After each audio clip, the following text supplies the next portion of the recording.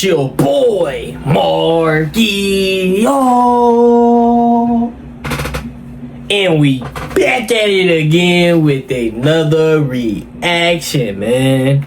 Today we got NBA legends explaining why Michael Jordan was unstoppable in his prime. 16 seasons. None but torching people, terrorizing people, hungry every single game. None but straight buckets. Getting to it. Michael Jordan had brought a lot to the game. You see how people just be hitting these game winners and like be so nonchalant when they just winning. You know what I'm saying? Because of Mike. You feel me? Mike was just on a different timing. And I know I talk like I felt like an OG or something, but I'm 22 years old and I feel like I watched a lot of Michael Jordan. The only thing I need to get in depth into is full games. I watched a few games of Michael Jordan playing from the first to the fourth quarter, and he a different breed. The way he approached from the first quarter, he's so relaxed and just chill. You know, let the game come to him. By the third, fourth quarter, he started going crazy. Everything just money. money. Money. You feel me? Like, Mike was just different, bro. But make sure y'all like, comment, subscribe before we start this video. And let's get straight into this video, man. And Smitty can attest to this. We had to guard him, 35 to 40 minutes a game. And he was the Shaq of shooting guards. Because there's no way you were going to move him off the post. He was cat quick, and on top of that, he was going to embarrass you in front of your family and friends. So having said all that, if I'm starting a franchise, not only do I want to put people in the seats, because Michael will do that, right, but his skill level was so far ahead of everyone else. I'm going with MJ. You just mentioned MJ, and MJ has, often called you like one of the toughest shooting guards he had to defend. Right. What was it like going against MJ?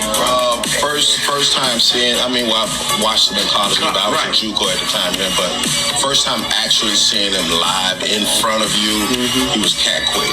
And really? Yeah. At that size? He was cat quick, and he had the ability to take one dribble and you try to get there, and he was in the air already. So, you had to do a lot of freaking film work on him because he had every move. Right. And he can get by you with one step, and once he get by you, he's taking flight. But one thing, he was gonna come at you each and every night. Every night. And Kobe had that same thing that and I think all the great ones have it, that they're thirsty to score. Like it's like I gotta thirsty. I like that. I gotta get that bucket. And the defenders be like, God damn, this dude's crazy. You know what I mean? Like you gotta have that mentality. There's been a lot of debate about who's the greatest of all time. Obviously, a lot of people, they just overlook what Kobe has done, and obviously LeBron is great in his own right. Do you consider MJ the GOAT? Of course, absolutely. Of course, yeah. I went up against him each and every night. Right. You know what I mean? So. And then you played with Kobe at the Lakers. I played with Kobe, and Kobe was, he's in that level, no question about it. But Mike changed the game in so many other ways, not only on the court. But we couldn't stop Jordan. I'm looking at the highlights of Jordan. And, every single time we double team Jordan down court, but he still averaged his regular season average against the Pistons was 37.5. Good grief. And then some nights he would get hot cute. Man, that ain't on a bad night, right? We was double teaming him every single time. I'm talking about Jordan. Right. He gave us 60, 63. He was just unbelievable. So I couldn't say that he was my toughest to guard because we was all guarding him. Right. And when we wasn't guarding him, he may have gotten 100. Literally. That he was. What do you think Jordan will average? Where do you think he would fit in? He can adapt his game to anything. He would fit in as the best player in the league. Like, that's where he would be. And KD, I love KD, bro. He keep it real. I feel like he'll have more possessions to do more things, but there's also more athleticism in this game. There's more length in this game, but there's also more space for MJ to go to work. So I mean, we'll never know, but for sure, I mean, he's a masterful basketball player. Like we've been saying, his skill level is unmatched. So take away his car, and hopefully he doesn't get his wake-up call to make it to the arena. But a player with Michael Jordan caliber, he is almost unstoppable at this time of the year. Candy ability to be able to create shots Mike ain't gotta say nothing. and hang in the air, and Fierce. he's a warrior, he's competitive. There's just nobody like him. I think he's the most outstanding player in the game. Gotta find a way to stop that fadeaway. You go in there thinking you're going to stop Michael Jordan, you're going to be in for a long night. They not talking like this about There's LeBron. a lot of shots. Fire time by Michael Jordan. He hits the ball real easily and real quick, and he spins and turns. And once he's hitting that shot so well like he's doing now, it frustrates you a lot. He gets so high in the air right there, he's faded. Beautiful. Not even Jordan Marathon can get you and Jordan 7-7. In the past, physically, he just dominates you so much. Now he sets you up better. He lures you better. He has that killer instinct, and that's what makes him so deadly. Michael Jordan gets down low. I don't care who's playing him.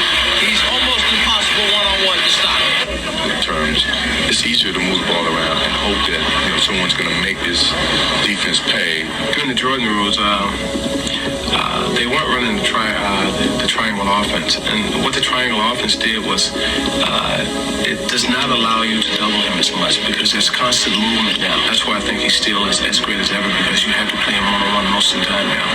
I was a jump shot shooter, but I never had to rely upon that skill because I could get to the basket.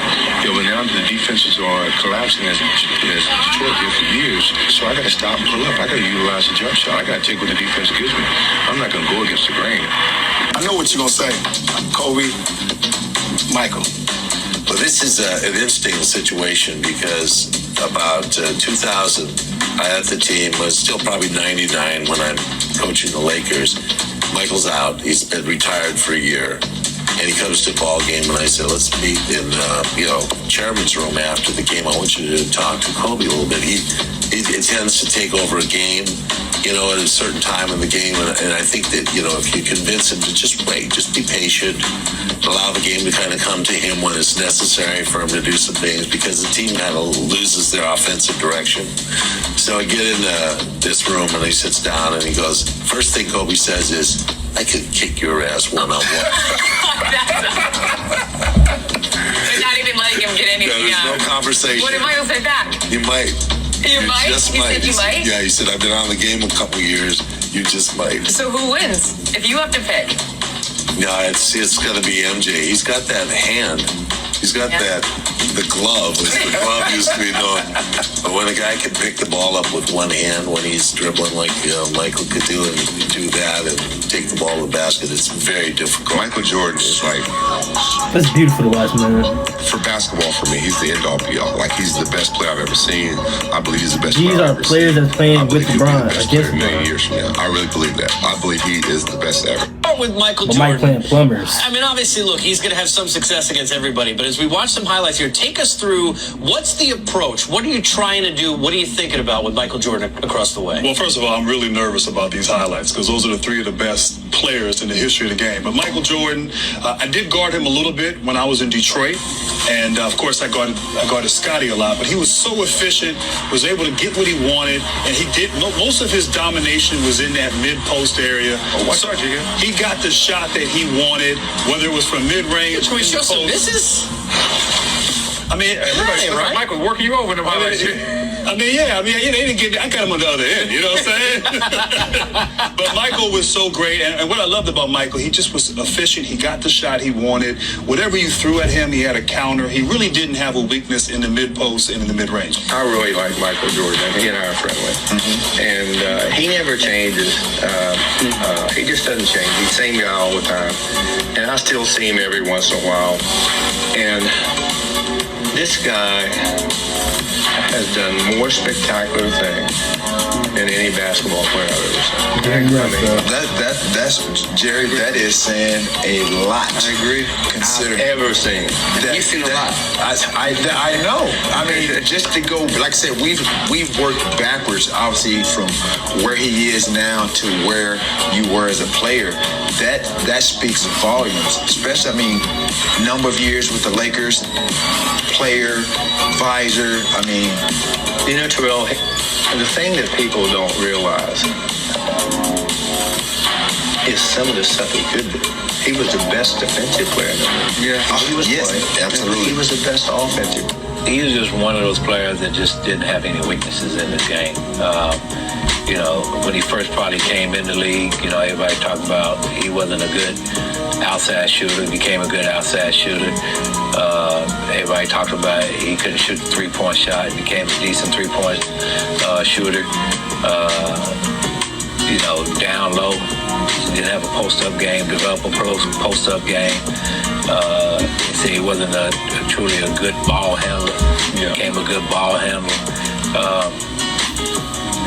Defensively, he was just incredible on that end of the court. And so, but he's probably, I think what separated him from everybody is that his mind. You know what I mean? He was probably one of the most, I want to say, well, not brilliant, but probably one of the most intellectual basketball players that I didn't play against. You know, he's always thinking the game. He's always thinking ahead, and you could just see. And his mind is always working. You know what I mean? And I would say this: he probably was the best fundamentally sound superstar that I didn't played against. Mm-hmm. You know, from the standpoint of he didn't do a lot. He just got the spots on the court. You know what I mean? Just like a surgeon. He just get over here. I want to get a shot there. Pump fake you. Take one or two dribbles. I'm gonna get to that spot. Right. You know what I mean? And so you never see him. Hardly see him take a bad shot. Right. You know, always on balance. He was just fundamentally sound. I think that's why the game was so easy to him. Right. You know what I mean? Because he took that fundamentals that he had and put it with the athleticism and the mind that he had, and the game looked simple. Right. Real simple to him. That's right. You made it look really. Yeah, but it was very hard. Right. It was very hard to go out there and score 30-plus points a night. Right. You know, in the NBA back then. Right. You know what I mean? Where the game was to guard the toughest guy. Yeah. When the game was physical and you can, you know, really get into your guy and put your hands on them, and you know, the fear of them coming down the lane against us. You know, back. Whatever game you playing against, you know, it was just totally different. I'm not gonna lie to y'all, man. I'm not gonna lie to y'all. This is my generation. So I do see like the LeBron fans and everybody saying Michael Jordan played the plumbers, Michael Jordan these players back in the day wasn't that good. If I'd have played in that era, I would have averaged 50. I'm hearing all this. But the whole time, y'all not really thinking, y'all not really paying attention. Y'all don't know hoops that much then. Y'all not really watching these interviews and these players that play in today's game, early 2000s, in the 2010s era. Like, you not hearing these players. Like, y'all really not hearing this. They asked Phil Jackson, who you think is better, Michael Jordan or Kobe? Kobe played in the era where they had a number just killers. Allen Iverson, Shaq, Tracy McGrady, Vince Carter, Steve Nash, you know, Stephon Marbury, you know what I'm saying, Tim Duncan, all these players. These are players that, and then they develop, like they got a handle, they got a handle, they can athletic. And Phil seen Mike and Kobe. You know what I'm saying? Come on now, bro. And then you had Grant Hill. Grant Hill played LeBron. He played Jordan. Like, it's players. Ray Allen played with LeBron. Played against LeBron. So they seen every detail. They seen every detail of Bron, how he approached the game. How's his mental on the court. These players, we not on the court against LeBron and Mike. These players are. They seeing it, and they gonna be honest. They say when Mike get on the court, Mike is different. He makes the game look easy. You know what I'm saying? Like John Stark said, like I said, he makes the game look easy. That's why he gets so much buckets, because he gets to the point. He's like this, like a snap of a finger. He like this every point. Jab, 1-2, pull up, pump fake, pump fake, one dribble, pull up. You know, just blowing past you, dunk it. Like it just making the game look easy, or put it in the post, shimmy, money. Like he made the game just so easy. You know what I'm saying? But he was just different than everybody else. That's why I always say, bro, the GOAT debate and all that stuff should been over with, because you got Jamal Crawford. Jamal Crawford played against everybody. You know what I'm saying? And he said Michael Jordan is the GOAT. You know what I'm saying? Carmelo, Michael Jordan the GOAT. Dwayne Wade, Michael Jordan the GOAT. Come on, bro. These are LeBron peers plus Michael Jordan peers. Like, you got coaches. Yeah, Mike, he different. Like, he the best ever. Jerry West, the legend, Hall of Famer, said Michael Jordan is a different man. Mike back probably at the home. Mike probably just doing his thing, drinking some wine or something. All these legends and Hall of Famers talking about Mike. Mike, like,